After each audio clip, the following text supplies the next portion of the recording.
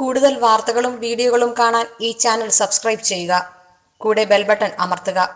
Please subscribe our channel. നമസ്കാരം.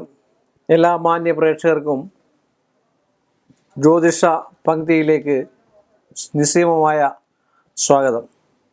ഇന്ന് നമ്മളിവിടെ പറയാൻ പോകുന്ന ഒരു വിഷയമാണ്.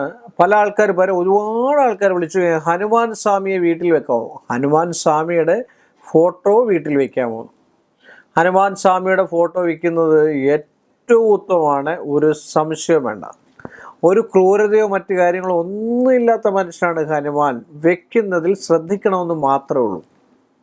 ഹനുമാനെ അറിയാലോ ആരാണെന്നുള്ളത്. വൈഷ്ണവ സങ്കല്പത്തിൽപ്പെട്ട ഒരാളാണ്, ഒരു ചൈതന്യമാണ് ഹനുമാൻ. ഇന്നും ജീവിച്ചിരിപ്പുണ്ടെന്നാണ് പറയാം. ഇന്നും ബാംഗ്ലൂർ എന്ന് പറയുന്ന സ്ഥലത്ത് ഹനുമാൻ ജീവിച്ചിരിപ്പുണ്ട്. വ്യാഴാഴ്ച ദിവസങ്ങളിൽ അദ്ദേഹത്തിൻ്റെ സ്വരങ്ങളോ അദ്ദേഹത്തിൻ്റെ സൗണ്ടുകളോ ഒക്കെ കേൾക്കാമെന്ന് പറയുന്നു. ഇന്നും ജീവിച്ചിരിക്കുന്നതായിട്ടുള്ള ഒരു ഒരിക്കലും മരണമില്ലാത്ത അജയ്യനായിട്ടുള്ള ഒരാളാണ് നമ്മുടെ ഹനുമാൻ സ്വാമി. ആ ഹനുമാൻ സ്വാമിയെ വീട്ടിൽ വെച്ച് വിളക്ക് കത്തിക്കുന്നതും വീട്ടിൽ വെക്കുന്നതും ഫോട്ടോ വയ്ക്കുന്നതും ഒക്കെ നല്ലതാണ്. കാരണം ക്രൂരമായിട്ടല്ലാത്ത നെഞ്ചു പിളർന്നുള്ളൊരു ഭാഗമുണ്ട്, അത് വെക്കേണ്ട കാര്യമില്ല. അല്ലാതെ നമ്മൾ ഹനുമാൻ മല ചുമക്കുന്നതായിട്ടുള്ള ചില ആൾക്കാർ പറയും മലയെങ്ങും ചുമന്നു പോകുമ്പോൾ ഈ പണ്ട് പറഞ്ഞ പോലെ ഓടക്കുഴലിൽ വെച്ചുള്ള സാധനം ഊതിയ ഊത്തിലൂടെ ആ പണമെല്ലാം പോകും എന്ന് പറഞ്ഞതുപോലെ മല ചുമന്നു പോകുന്നു എന്നുള്ളതിൻ്റെ കൺസെപ്റ്റ് തന്നെ എന്താണെന്ന് ചോദിച്ചു കഴിഞ്ഞാൽ ഭാരം ഔഷധ സംബന്ധമായിട്ടുള്ള വിഷയമാണ്. അതിനകത്തൊരു ഔഷധം ഉണ്ടല്ലേ, ആ ഔഷധത്തെ നമ്മൾ ആ വിരളിൽ പൊക്കിയെടുത്തിട്ട് ഹനുമാൻ അക്കരെ കടത്തുകയാണ്.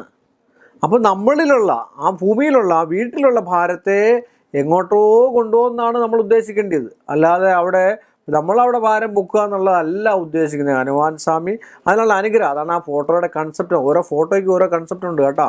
ഇപ്പം ശിവനും പാർവതിയും കൂടെ നിൽക്കുന്നുണ്ട്, അല്ല മുരുകനായിട്ടുള്ള ഫോട്ടോ ഉണ്ട്, വേൽമുരുകനായിട്ടുള്ള ഫോട്ടോ ഉണ്ട്, മഹാവിഷ്ണുവിൻ്റെ ചില സ്വരൂപങ്ങളിൽ നിൽക്കുന്നതായിട്ടുള്ള ഫോട്ടോ ഉണ്ട്, മഹാവിഷ്ണു ചതുർബാഹുവായിട്ട് നിൽക്കുന്നതായിട്ടുള്ള ഫോട്ടോ ഉണ്ട്, എല്ലാ ആഭരണ വിഭൂഷണാദികളായിട്ട് ദേവി നിൽക്കുന്നതായിട്ടുള്ള ഫോട്ടോ ഉണ്ട്.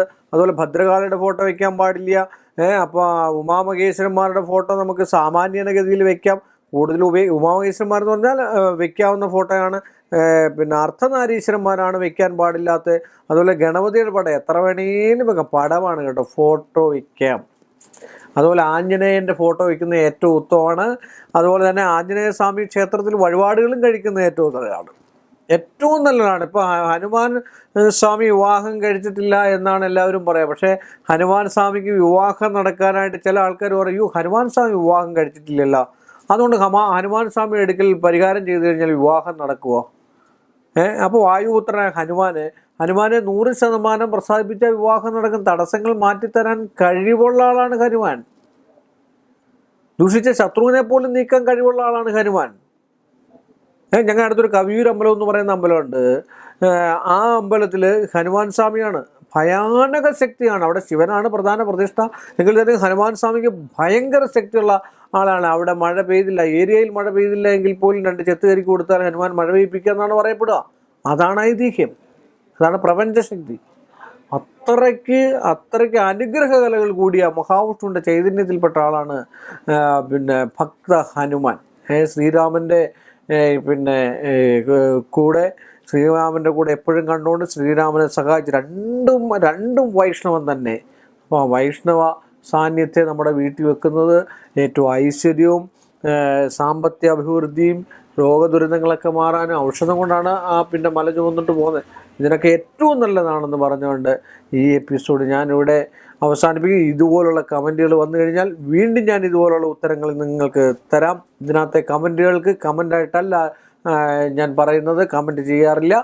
100% കമൻറ്റുകൾ ഒരുപാട് ഇടണം. നിങ്ങളുടേതായിട്ടുള്ള സംശയങ്ങളും കാര്യങ്ങളും കമൻറ്റിലൂടെ അറിയിച്ചു കഴിഞ്ഞാൽ ഇതുപോലുള്ള ഓരോ എപ്പിസോഡിലും എനിക്കറിയാവുന്ന രീതിയിൽ നമ്മുടെ അറിവിൻ്റെ പരമാവധി ഞാൻ ഷെയർ ചെയ്യാൻ തയ്യാറാണ് എന്ന് പറഞ്ഞുകൊണ്ട് എല്ലാ മാന്യ പ്രേക്ഷകർക്കും നന്ദി, നമസ്കാരം. കൂടുതൽ വാർത്തകളും വീഡിയോകളും കാണാൻ ഈ ചാനൽ സബ്സ്ക്രൈബ് ചെയ്യുക. കൂടെ ബെൽ ബട്ടൺ അമർത്തുക. Please subscribe our channel.